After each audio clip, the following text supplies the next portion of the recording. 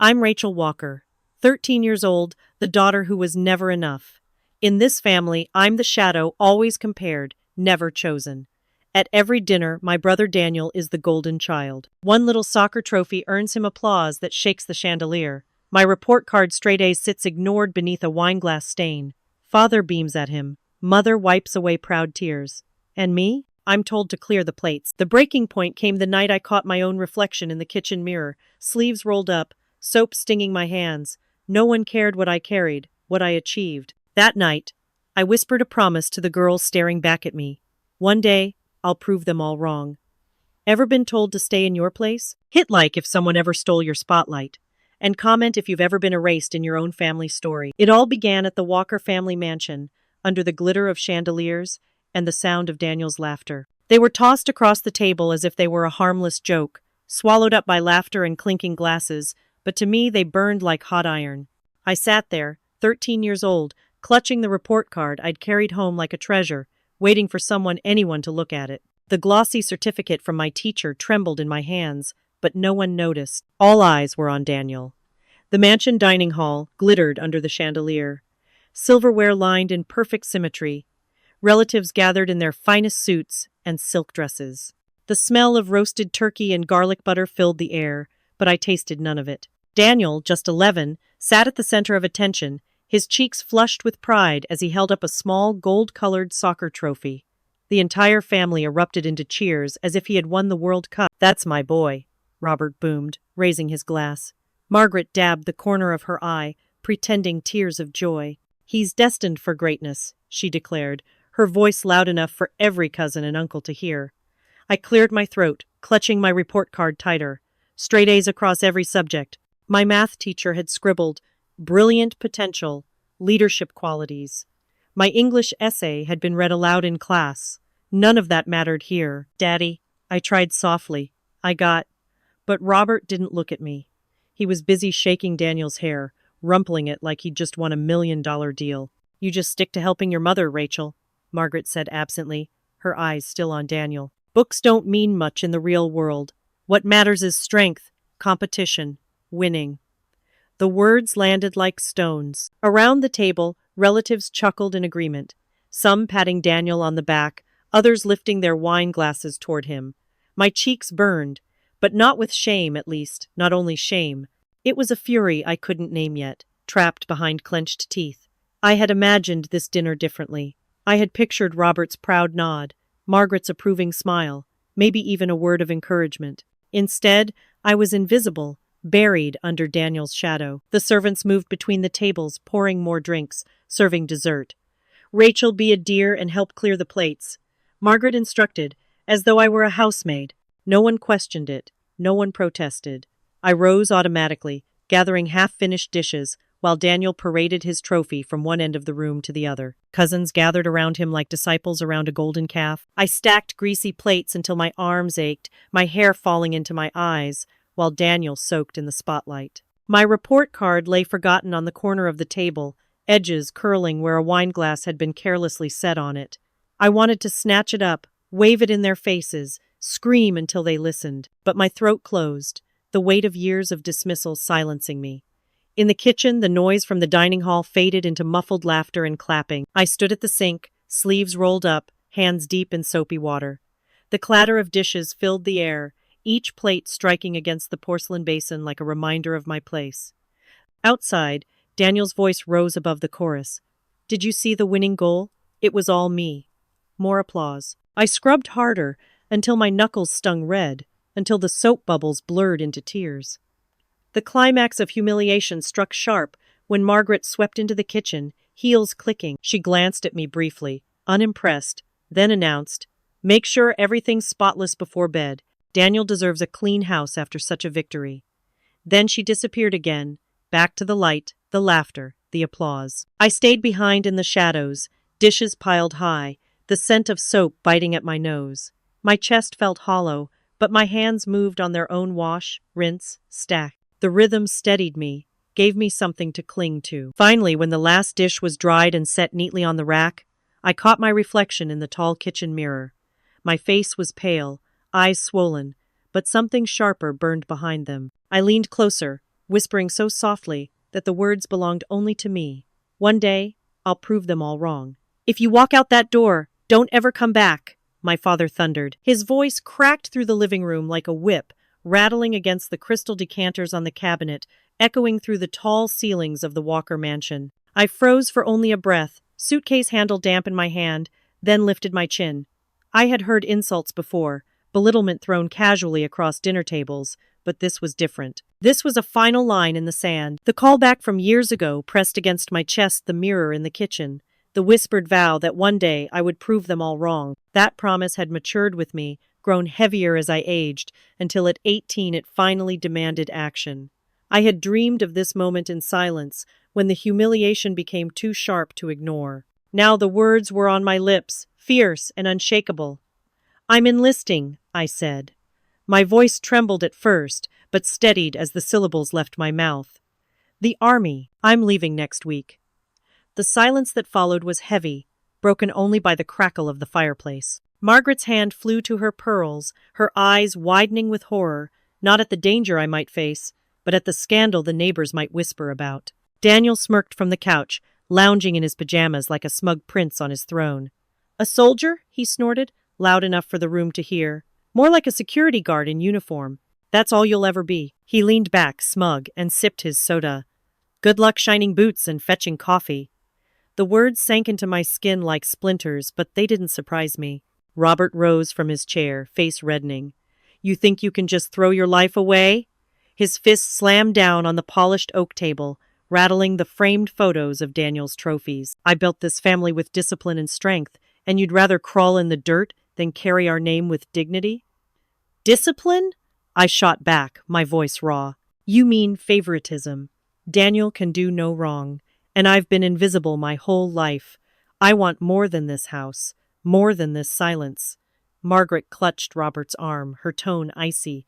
"Rachel, don't be dramatic. Women don't belong in combat. You'll come crawling back within a month.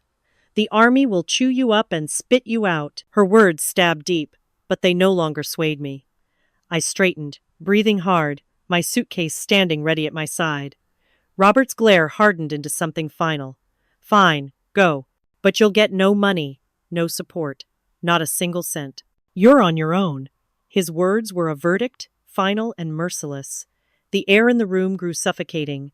I could feel my pulse hammering against my temples. Daniel laughed softly, enjoying the show, his smile curling wider as if my downfall were entertainment.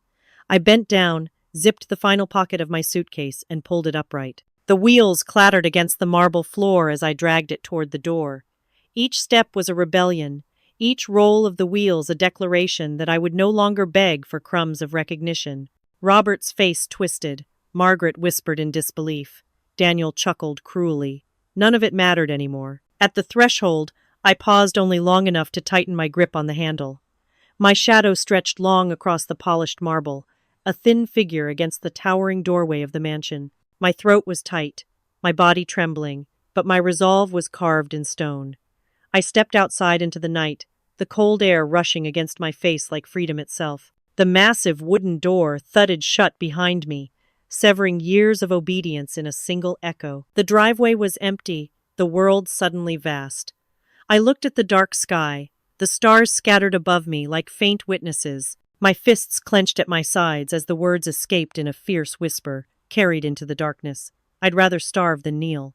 5 minutes to suit up. Anyone late runs 10 laps. The voice of the drill sergeant cracked through the frigid dawn like a gunshot, jolting me from the thin mattress that barely qualified as a bed. My body screamed in protest as I swung my legs over the edge, every muscle aching from yesterday's punishment drills. The barracks smelled of sweat and damp canvas. Boots thudded against the wooden floor as the other recruits scrambled into their uniforms. This was the crucible I had chosen. The vow I had whispered years ago in the kitchen mirror now had its trial by fire. If I was going to prove them all wrong, it had to begin here, under the merciless eyes of men who didn't believe I belonged. By the time I tugged my boots tight and dashed outside, the gray sky had begun to lighten with the faintest streaks of pink. The whistle shrieked, "Line up!" I forced myself into formation, my lungs already tight. The sergeant paced before us, his expression carved from stone. "Today, endurance. 10 kilometers. Move." The ground was hard beneath my boots, gravel crunching with each stride. At first, I kept pace, adrenaline surging, but it didn't last. By the second kilometer, the fire in my chest burned hot, each breath stabbing. A stitch tore at my side. My legs felt heavy, my arms flailed for balance. I stumbled, collapsed against the dirt, gravel biting into my palms. A few recruits laughed, their voices dripping with mockery. "Told you she wouldn't last," one muttered. "Too fragile. Should have stayed home, sweetheart." The words dug into me like knives. The taste of iron filled my mouth. I wanted to curl up, to vanish. But then I remembered Daniel's smirk, Robert's thunderous voice, Margaret's cold eyes. A soldier? More like a security guard. The words replayed, fueling me. I pushed myself up, legs trembling. Every muscle begged me to quit, but something in my chest refused. By the time we reached the halfway mark, I was gasping, drenched in sweat. Others surged ahead, their laughter echoing. I fell behind, but I did not stop. That night, when lights went out, I lay stiff on my cot, silent tears slipping into the thin pillow. Around me, snores rose and fell, uncaring. My hands ached, my ankle throbbed from the stumble, but before the bugle even sounded, I swung my feet down, laced my boots, and stood ready. If nothing else, I would not be late. The days blurred together. Dawn drills, obstacle courses, mud-soaked crawls beneath barbed wire. I fell, I scraped, I bled. But each time, I rose. Bit by bit, my body hardened, the pain dulled into endurance. Where others coasted on strength, I survived on sheer will. Then came the test that would define me. The full 10-kilometer run. We were herded to the starting line at dawn, frost still clinging to the grass. The sergeant barked the order, and we surged forward. My ankle, still tender, flared with pain by the 3rd kilometer, but I gritted my teeth. By 5, I was limping, sweat stinging my eyes. Some recruits jeered as they passed me. "You'll wash out, go home!" But I kept going, step by step, breath by breath. My lungs burned raw, my vision swam, but the vow inside me one day, "I'll prove them all wrong," dragged me forward. At the final kilometer, my legs were numb stumps beneath me. The finish line shimmered in the distance. I clenched my fists, every nerve screaming, and forced myself onward. When I stumbled across the line, I collapsed, chest heaving, sweat soaking my uniform. For a long moment, all I heard was the pounding of my heart and the hiss of blood in my ears. Then a shadow fell over me. The drill sergeant crouched, studying me with a rare flicker in his hard eyes. He muttered, almost to himself, "This one, she won't break. Take my ration, Rachel. You need it more than I do." Ethan slid his tray across the mess hall table, his grin lopsided, his cheeks hollow from weeks of training. For a second, I hesitated, part pride, part exhaustion. Then my stomach growled louder than my dignity, and I took the small roll of bread he had offered. It hit me then, sharp as a memory of home. No one in my family had ever given me anything without strings. "Daniel took," Robert demanded. Margaret dismissed. Here, among people I barely knew weeks ago, someone gave without expecting repayment. The contrast gnawed at me, but it also warmed me. The mess hall was alive with clatter forks against metal trays, bursts of laughter, arguments about who ran fastest during drills. The air smelled of sweat and watery stew, but there was camaraderie in the chaos. Maria, the medic trainee, dropped into the seat across from me, brushing stray hair out of her eyes. "You need protein," she said firmly, sliding half her boiled egg onto my plate. I laughed softly, shaking my head, but she insisted. "Big sister's gotta stay strong, right?" That nickname had begun as a joke, tossed off when I wrapped a fellow recruit's sprained ankle one night. But it had stuck. Soon, when someone needed advice, a hand bandaged, or just an ear, they came to me. It was nothing grand, no medals, no applause, but in the way their eyes softened when they called me Big Sister, I felt something I'd never known at home. Respect. Training that week was brutal. The smoke-filled drill was the worst of it. We crawled under low wires, dragging gear through choking gray haze while alarms screamed overhead. Visibility was nearly zero.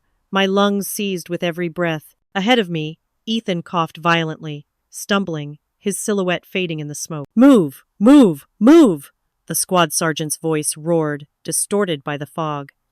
I reached him just as his knees buckled. His helmet clattered against the ground. Without thinking, I hooked his arm over my shoulders, half dragging, half carrying him forward. Each step felt like fire in my chest. The smoke bit into my eyes, tears streaming, but I kept moving. Ethan's weight threatened to topple me, yet I ground my teeth and pressed on. The others surged past, silhouettes darting like ghosts in the haze. I stumbled, nearly went down, but forced one leg in front of the other.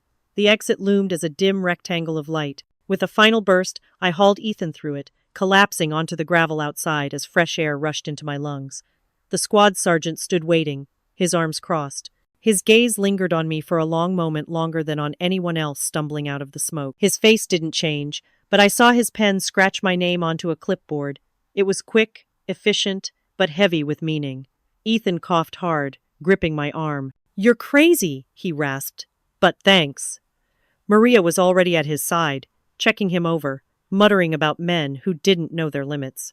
Around us, the other recruits clapped my shoulder, some joking, some genuinely grateful. As the adrenaline ebbed, I realized something had shifted. This place, harsh and unforgiving, was carving me into something new. I was no longer the girl who washed dishes alone, invisible in her own home. Here, I was someone they trusted, someone they looked to when it mattered.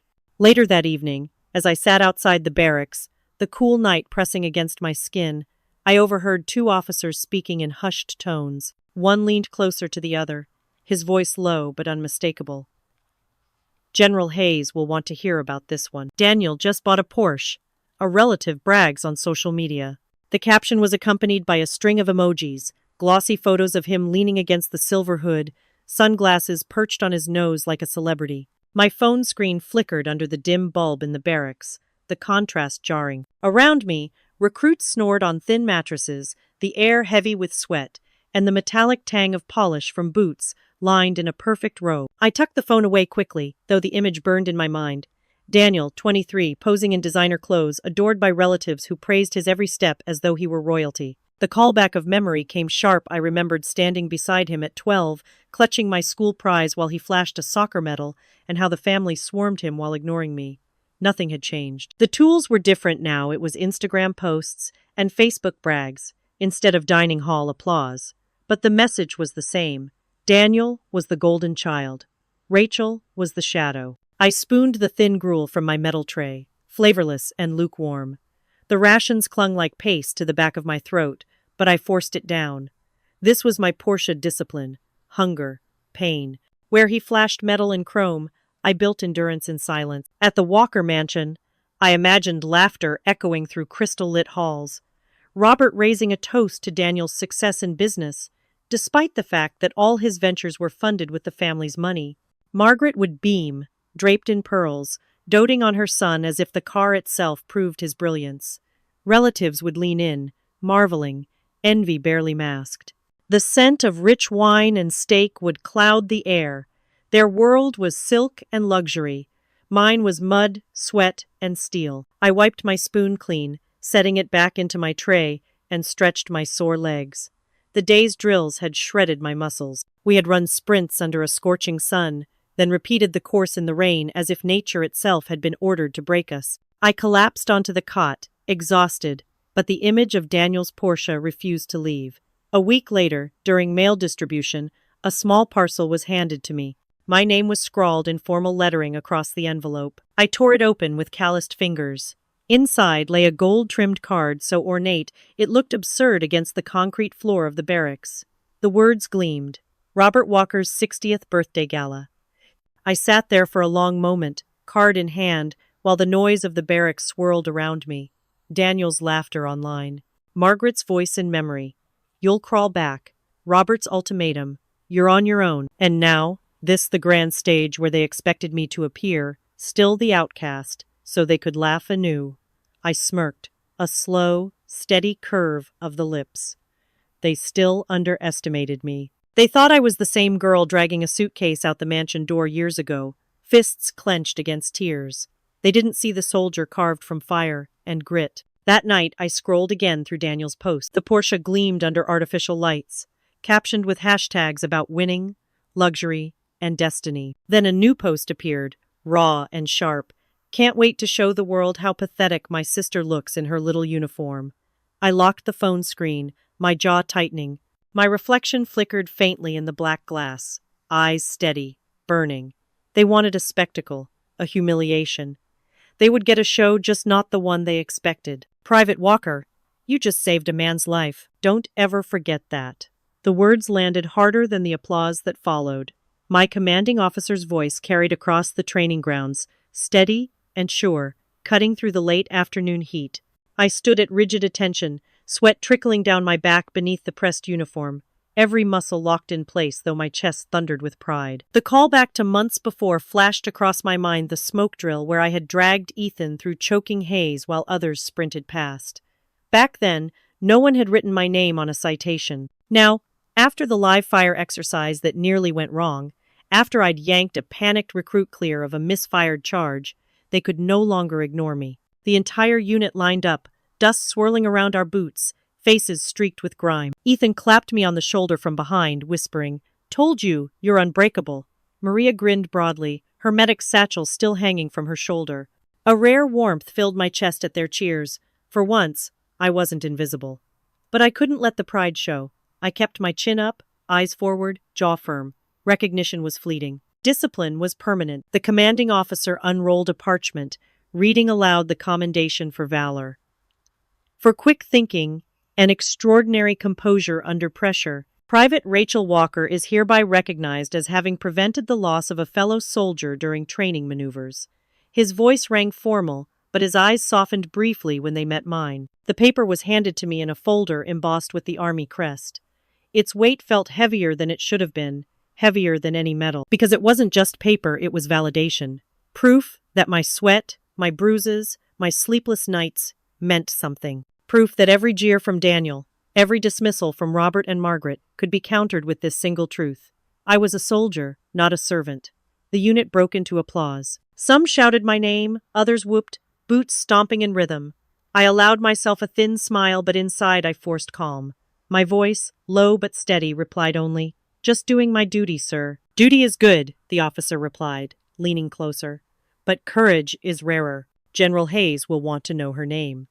The comment wasn't meant for me. It was muttered almost absently as he turned back to the formation, but I caught it. The name General Hayes seared into my mind. Recognition here was only the beginning. Later that evening, as the sun dipped and the camp quieted, I walked back to the barracks, with the commendation pressed against my chest like a secret flame. Ethan joked that I'd be famous now.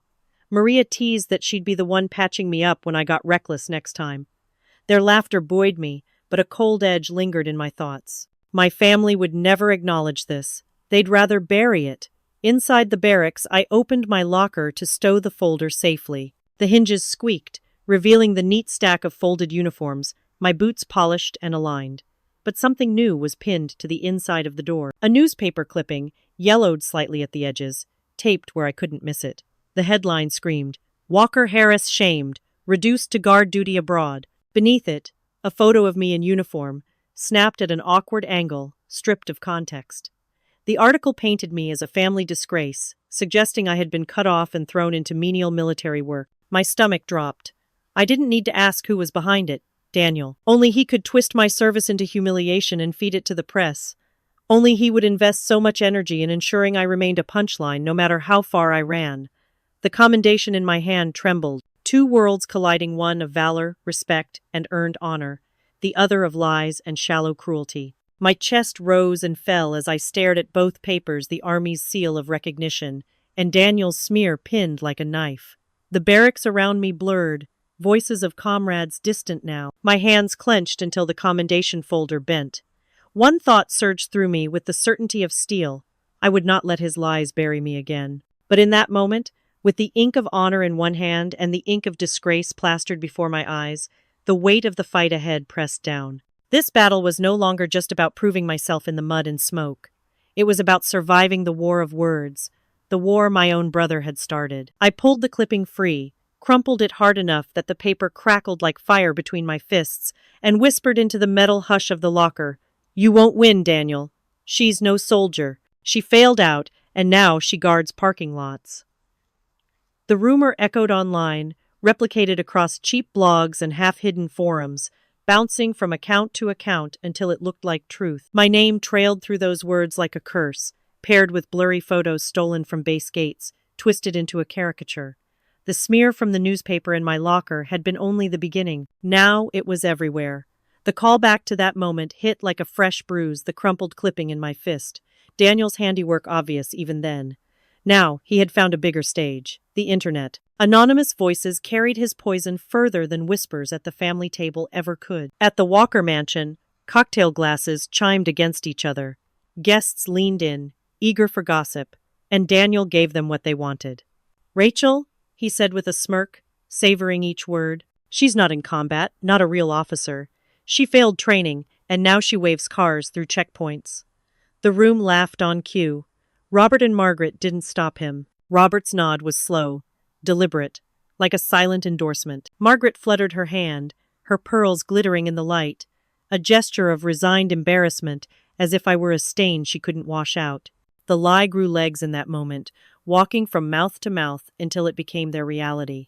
I sat thousands of miles away, in the army dorm room that smelled of disinfectant and boot polish, the glow of the computer screen painting my face pale. Link after link, comment after comment, Walker disgrace, glorified mall cop, washed out soldier. Each line stabbed deeper.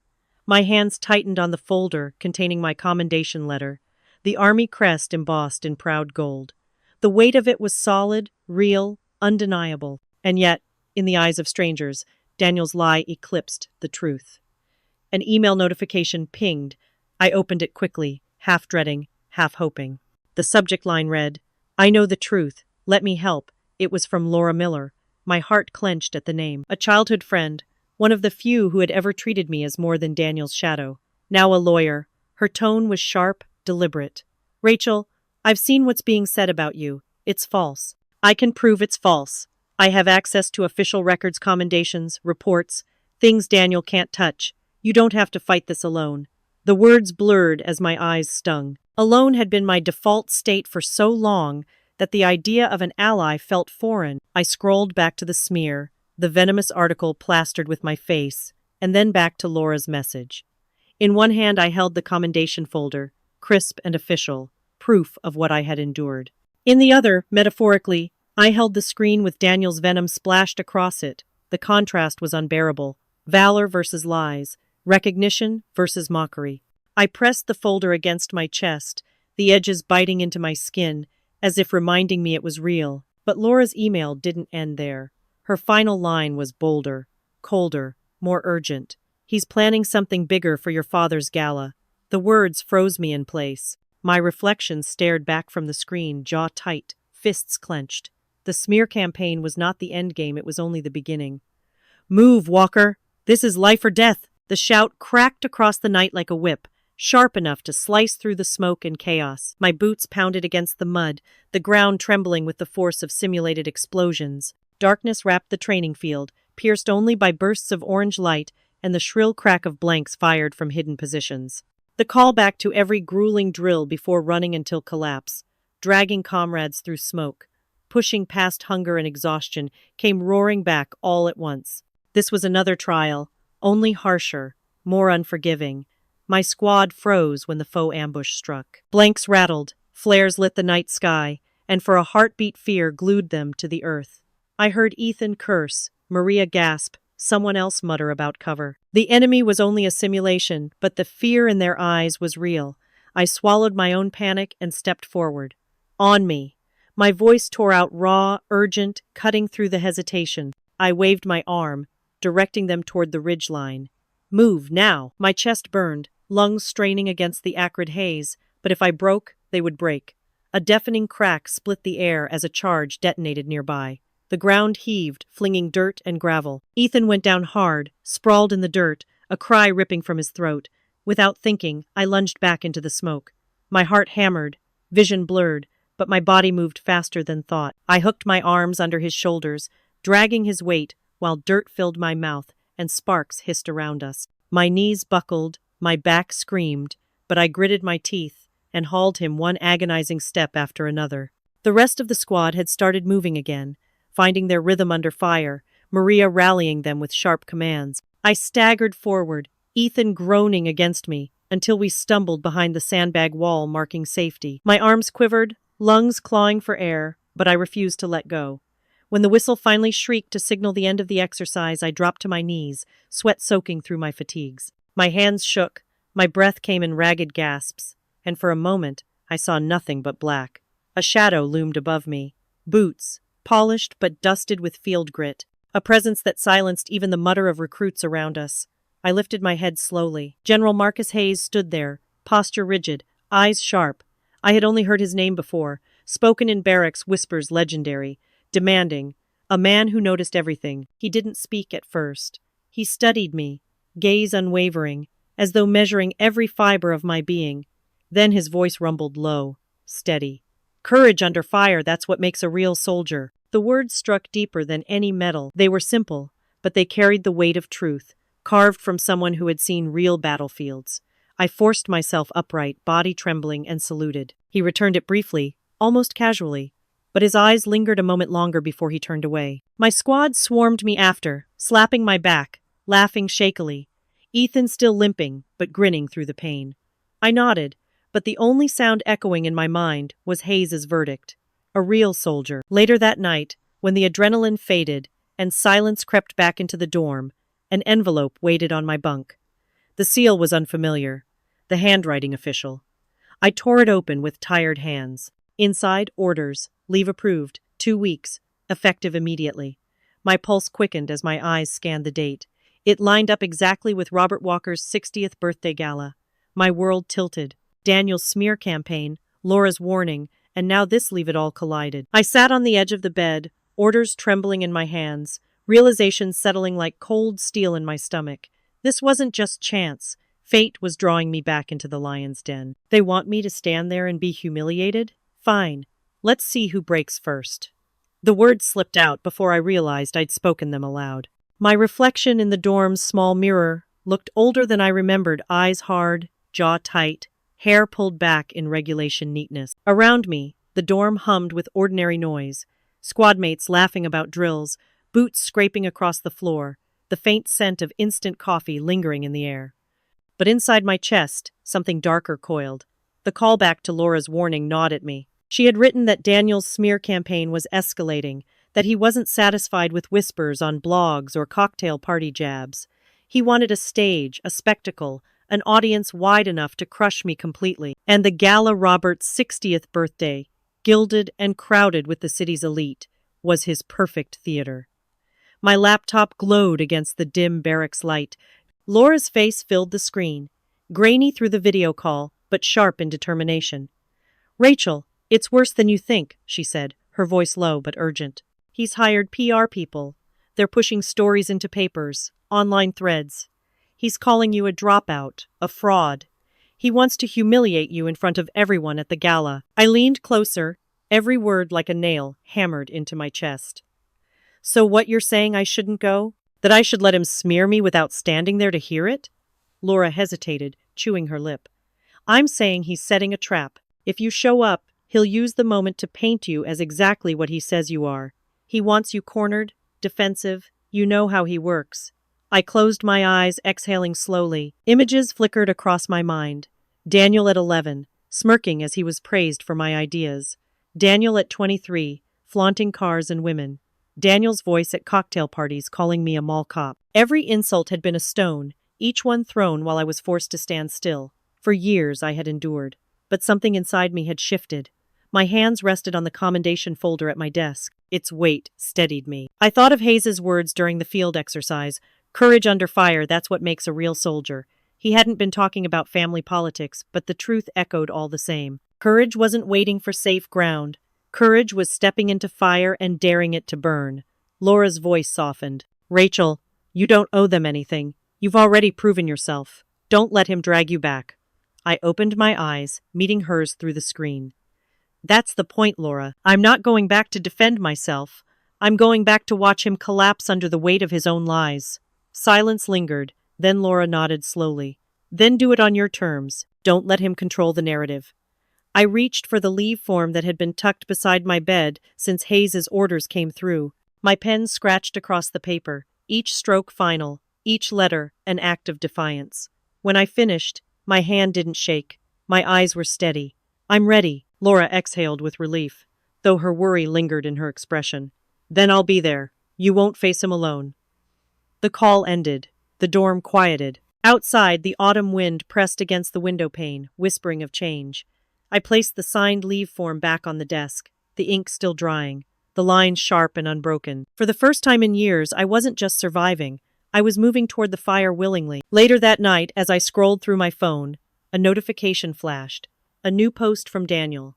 I opened it, my pulse quickening. The photo was of the Walker mansion lit in gold, chandeliers visible through tall windows. The caption dripped with smug certainty. This party will be unforgettable for her. The words glared back at me, challenge and threat wrapped in arrogance. My hand tightened around the phone until my knuckles whitened. If Daniel wanted unforgettable, I would give him unforgettable. 10 years since I walked out these doors. Now I walk back in uniform. The words echoed in my head as the mansion gates creaked open, revealing the house that had haunted me for half my life. The long driveway gleamed beneath the autumn dusk, lined with cars I didn't recognize, luxury vehicles polished until they glowed. Lights spilled from the tall windows, laughter drifting out as if the house itself were mocking me for daring to return. The callback struck sharp. The marble floor, my father's ultimatum, the suitcase wheels rattling when I left at 18. I had sworn I wouldn't look back, yet here I was, boots clicking on the same marble, the weight of my uniform on my shoulders. No suitcase this time. No tears hidden behind clenched fists. Just steel. The grand double doors opened, and silence fell like a curtain. Every head turned. Eyes scanned the uniform, lingering not with pride, but with disdain. Relatives held champagne glasses midair, whispers spreading like wildfire. One woman tilted her head and smirked as if I were dressed in rags rather than pressed fabric that bore the crest of service. Margaret was the first to approach. Her heels clicked against the marble, her smile too wide, too polished. "Rachel," she cooed, her tone dripping with false sweetness. "How surprising to see you. How the army keeps you looking so rugged." She reached for my arm, her fingers brushing the fabric of my sleeve as though touching it might stain her. Before I could answer, Daniel's voice sliced across the room. He stepped forward from the crowd, his suit tailored to perfection, his smirk wider than the room itself. "Welcome home, Officer Rent-A-Guard." The words exploded into laughter, the crowd erupting in amusement as if rehearsed. His friends clapped him on the back, grinning at his performance. I stood unmoving, letting their laughter roll over me. My chest tightened, but I kept my gaze steady, eyes locked on Daniel's. Robert barely glanced at me. He lifted his glass high, his voice booming.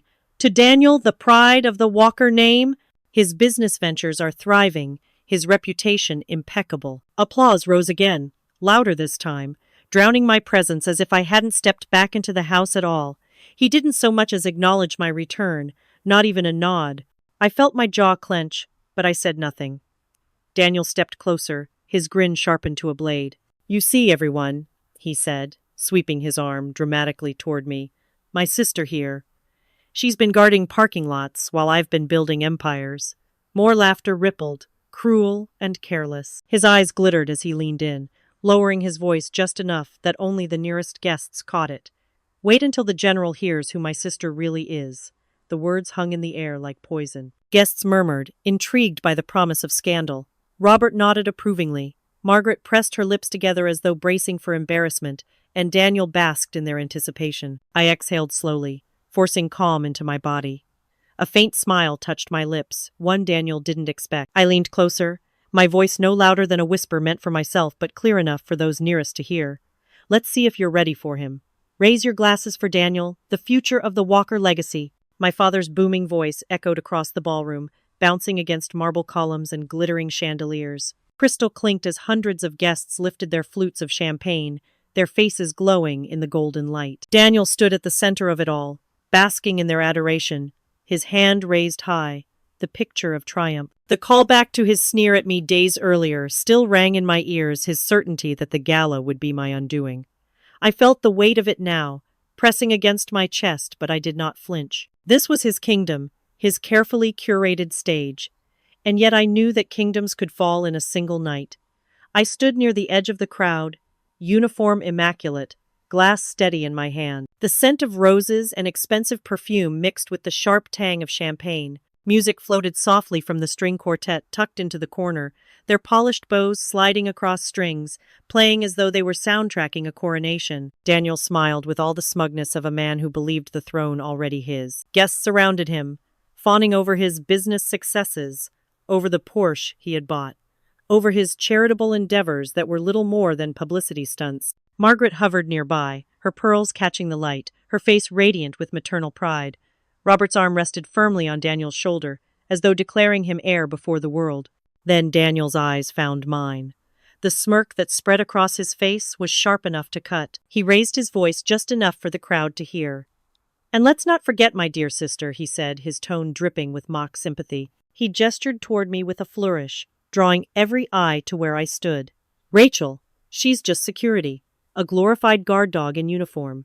The words sent ripples of laughter through the crowd. Some chuckled awkwardly, not wanting to appear cruel but unwilling to break from the group. Others laughed freely, delighting in the spectacle, in the opportunity to diminish me. My face burned, but I kept my composure.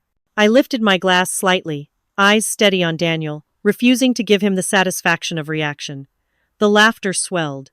Daniel reveled in it, spreading his arms as though conducting an orchestra. "You see, ladies and gentlemen," he continued, "while I've built companies, earned accolades, and prepared to carry forward the Walker name, my sister has been standing in parking lots, waving cars through gates. That's her great achievement." I sipped my champagne, the bubbles sharp on my tongue, my heart steady despite the venom. Every muscle in my body screamed to lash out, but I held still, every second of composure a blade drawn against him. Finally, Daniel raised his voice to a theatrical pitch, grinning broadly at the assembled crowd. "Tonight," he declared, "I'll prove she's nothing more than a fraud. You'll all see it with your own eyes." The room erupted again in applause and laughter, the sound crashing like waves against me. My glass didn't tremble. My lips didn't falter. Inside, the fury roared, but outwardly I was calm, my expression carved from stone. Then, just as Daniel's smile reached its widest point, the double doors at the end of the ballroom swung open with a heavy creak. Conversation faltered, laughter caught in throats, heads turned in unison. General Marcus Hayes entered, his presence filling the room like a storm. His entourage followed, uniforms sharp, medals gleaming under the chandelier light. Guests gasped, scrambling to straighten themselves, whispers rippling like wind through tall grass. Daniel froze mid-smirk, his expression faltering for the first time that evening. The party had just changed. "General Hayes!" someone gasps. The room erupts in awe. The sound spreads like wildfire, an immediate shift from laughter to reverence. Champagne flutes are lowered, conversations cut short, and all at once the grandeur of the ballroom feels smaller under his presence. The call back to every moment he had seen me in fire and smoke floods my chest. Hayes at the field drills. Hayes's eyes narrowing as I dragged Ethan through choking haze. Hayes's words carved in memory. "Courage under fire, that's what makes a real soldier." Now he was here, not in camouflage and mud, but beneath chandeliers and polished marble, and the weight of his presence carried more force than the explosions on any training field. Hayes enters with the stride of a man who does not need to announce himself. His uniform gleams, rows of medals flashing under the golden light. His entourage follows a step behind, crisp and silent. Guests stumble into hurried bows of greeting, their awe clumsy and shallow, every smile too eager. Robert steps forward first, his chest puffed with pride at hosting such a man. "General Hayes," he booms, voice oily with welcome. "An honor too?" But Hayes does not slow. His eyes skim past Robert as though he were a stranger, his pace unbroken. Margaret adjusts her pearls and steps lightly, her smile sharp with ambition. "General, we are delighted to—" Again, nothing. Hayes walks past her, his boots striking against the marble with clicks that cut through the silence. Each step echoes like a drumbeat of judgment. Daniel, flustered but unwilling to lose face, thrusts his hand out, laughter forced. "General, welcome. I'm Daniel Walker, the one you've probably heard about." His grin wavers when Hayes's gaze slides past him without pause, as if Daniel were no more substantial than smoke. The hush deepens as Hayes's path becomes unmistakable. He is walking straight toward me. My breath knots in my throat, but I hold my ground. The glass in my hand remains steady, though my pulse thrums against my skin. The crowd shifts, whispers racing along the edges of the ballroom. I can feel hundreds of eyes burning into me, disbelief tightening the air. Hayes stops directly before me. The hush is absolute now, silence so heavy it crushes the last remnants of laughter. His boots halt with a final click. The chandeliers above cast a crown of light over his shoulders. And then, in absolute silence, General Hayes snaps into salute. The motion is sharp, formal, and unmistakably reverent. His voice, low but resonant enough to carry to every corner of the room, declares, "This woman is a true soldier of honor." Gasps break from the guests like a chorus. A few hands lift to mouths, eyes wide in shock. The air that moments ago rang with laughter now holds its breath. The phrase, "true soldier of honor," cuts like a blade through Daniel's earlier jeers of glorified guard dog. I do not move, though my chest surges with heat. For the first time in my life, the eyes of this family, this crowd, see me not as the afterthought or the disgrace, but as someone the highest authority in the room deemed worthy of honor. Daniel's face drains of color. His lips part, but no sound emerges. His smug mask cracks, and beneath it, raw panic flickers. Robert stiffens, caught between disbelief and the sinking realization that his toast had crowned the wrong child. Margaret's hand trembles against her pearls, her rehearsed smile faltering, whispers ripple now, fast and relentless. She's the one Hayes saluted. All this time we thought, Daniel said she was. Their voices rise, confusion and awe intertwining. Hayes does not let the moment rest. His gaze hardens as he speaks again, his tone edged with iron. And I know the lies told about her. The words slice the silence open, cutting straight into the heart of the room. Every head turns instinctively toward Daniel. His pallor deepens, the sweat breaking across his temples, glinting beneath the lights.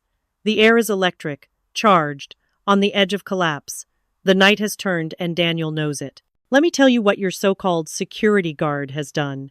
Hayes's voice carried across the hall with the weight of a hammer striking steel. The crowd stilled, all eyes drawn to him as he stood tall, his chest ribbons catching the light of the chandeliers. The call back to my endless training days burned through me, mud on my knees, tears hidden in barracks, dragging Ethan through smoke when my lungs screamed for air. Those memories had been mine alone, lived in silence. Now, Hayes was speaking them into existence, turning private endurance into public record. He gestured toward me with an open hand, his voice measured and sharp. This woman has carried her comrades when they fell. She has crawled through fire and smoke, refusing to leave a man behind. She has faced pain that would have broken others and turned it into strength. Gasps rippled through the ballroom. A screen flickered to life on the far wall. Hayes had arranged it in advance, meticulous as always. Images lit the room, photographs of me mid-run, face streaked with dirt, lifting another soldier across my shoulders. Me standing at attention while a superior officer pinned a commendation to my uniform. A certificate embossed with the Army crest. The smear articles from Daniel's campaign suddenly looked like feeble shadows in comparison. This was the truth, raw, undeniable, luminous. Laura stepped forward from the edge of the crowd, her heels striking confidently against the marble. She held a leather folder tight, her lawyer's eyes scanning the audience before she spoke. "I have here," she announced, "official documents, commendations, training evaluations, letters of recognition records that Daniel Walker never wanted you to see."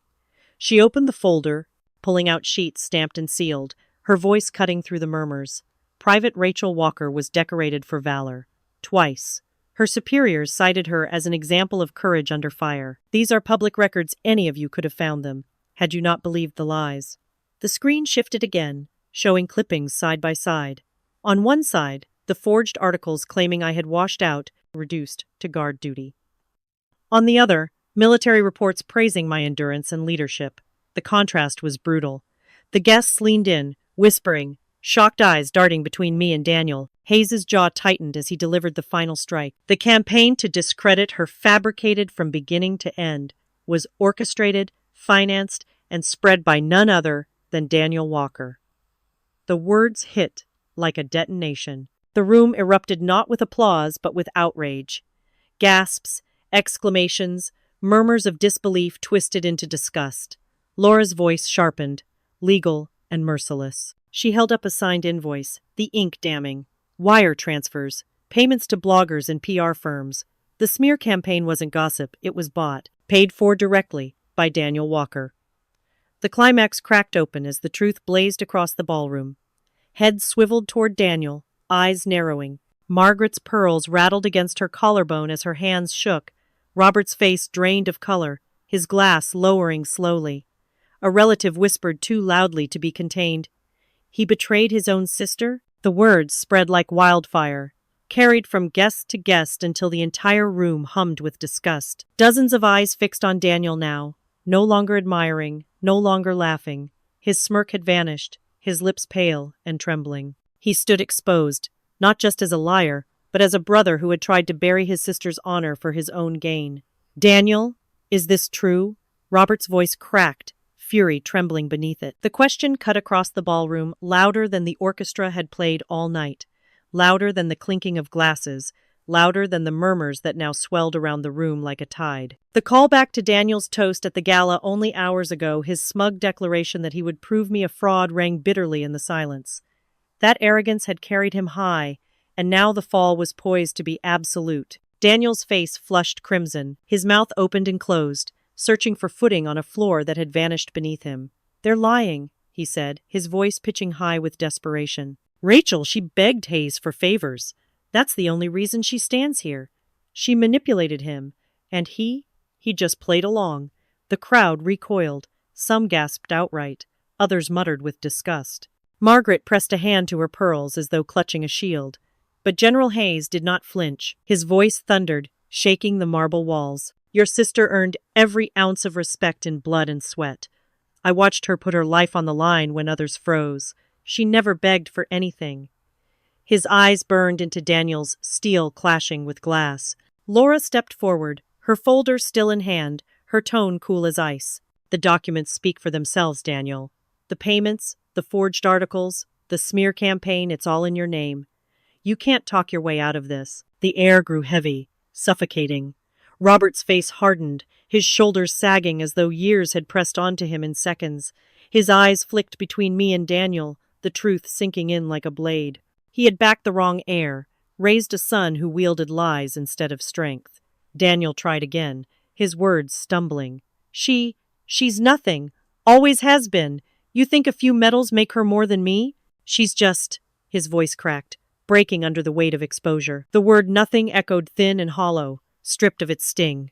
The guests no longer laughed. Their eyes turned away, some already drifting toward the doors, unwilling to stay complicit in the collapse of a pretender. The room emptied of admiration, leaving Daniel standing alone in a storm of his own making. I did not speak. I did not move. My silence was heavier than any argument. My quiet dignity contrasted against his unraveling, the proof of who we each had become. Finally, Margaret's hand rose, trembling, to cover her face. She could not bear to look. Robert descended slowly from the dais, each step dragging, his head bowed, unable to face his son. And Daniel, left beneath the chandeliers, sweat streaking his temple, voice fractured, stood stripped of his crown, his smirk gone, his legacy burning to ash. I raised my glass, calm and steady. Honor doesn't need boasting. My voice carried lightly, but in the hollowed quiet of the ballroom, it rang with the finality of a gavel. The chandeliers still glittered above, but the air felt change, no longer charged with arrogance or ridicule, only the muted hum of shame, awe, and respect. The callback surged through me, sharp and vivid. The kitchen mirror from years ago, my 13-year-old self whispering a vow while soap stung my hands. The marble floor when I dragged my suitcase out under my father's ultimatum, fists clenched, swearing I would rather starve than kneel. Tonight was the answer to both promises. Justice had taken the long road, but it had found me. Around me, the crowd thinned. Guests drifted toward the exits in subdued murmurs, their laughter and applause long since silenced. Yet those who remained turned their eyes to me, no longer with disdain but with a hesitant admiration. I felt their stares, heavy but different this time. I was not invisible, nor a target of their mockery. This time, they looked at me because they had no choice. Hayes lifted his own glass, his salute turned into a quiet toast. "To courage," he said simply. His words struck deeper than any long speech could. One by one, others followed, hesitant at first, then steadier, their glasses raised toward me. The sound of crystal clinking returned, softer, transformed from a chorus of ridicule into a chorus of recognition. Daniel sat slumped in the corner, pale, his suit wrinkled by the sweat that clung to him. No one offered him comfort, not even Margaret, whose hand still covered part of her face, eyes downcast with shame. Robert stood silent, his once booming voice gone hollow, as though stripped bare of authority. Their silence was louder than the room's applause. I did not gloat. I did not seek their apologies. My calmness itself was victory. For years they had defined me by absence of wealth, of favor, of recognition. Tonight, without raising my voice, I had overturned it all. Then, a guest broke the hush with a nervous laugh. "Perhaps we should all salute her," he said, half joking, half sincere. The room chuckled, not cruel this time, but warm, respectful, almost reverent. A ripple of laughter, gentle and genuine, rolled through the hall. I allowed myself a smile. I lowered my glass, the weight of it grounding me as I let the moment settle. My gaze drifted across the room, past Hayes's steady eyes, past Laura's supportive nod, past the broken figures of Daniel, Robert, and Margaret. My reflection in the glass caught my eye for an instant, older now, but unshaken, forged. The words left my lips in a whisper meant only for me, though the silence was so deep I wondered if others heard it. Justice may come late, but it comes. The ballroom that once echoed with laughter at her expense ended in silence, respect, and a brother's fall from grace laid bare before all. Rachel's quiet strength had dismantled Daniel's empire of lies, proving that dignity forged in hardship can outlast privilege built on deceit. When injustice is met with unwavering courage, the final verdict can echo through a lifetime. Justice may arrive late, but when it does, it is undeniable. Sometimes, one act of bravery is enough to change a fate written in scorn into a legacy written in honor. If this story resonated with you, please like, share, subscribe, and comment your thoughts below. Comment 1 if you felt connected, or 2 if you felt unsatisfied.